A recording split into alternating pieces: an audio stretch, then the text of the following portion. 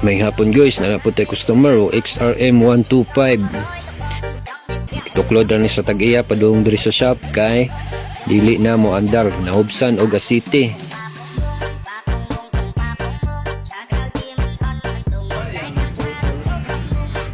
So ma-replace tag piston set. So di pa man makuha ning daan niya piston set.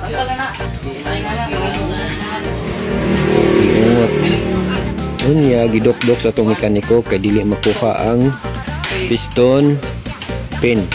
So mo to ilang gidok-dok bali ang kontra lang para dili lang madaot ang connecting rod sa ilalom. Da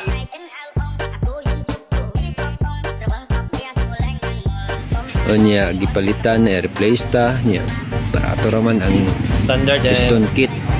So nara sa 400 ka pin. Replacement lang dili genuine. Tungod sa pag-ungot dili na masulod ang piston pin. Isa ni siya ka reminders mga kamotor no. Pag natay motor dapat ato ang ina-change oil every 1 month or 2 months depende sa inyo ha. Ang benepisyo na to makuha na dili mo aso atong motor tungod kay ginabag-o na to og oil. So okay na symbol na nakagasto jud dako si sir sa engine parts, bore gasket, apil ng piston ring, piston kit, piston pin, pin lock. Muna siya ang piston assay.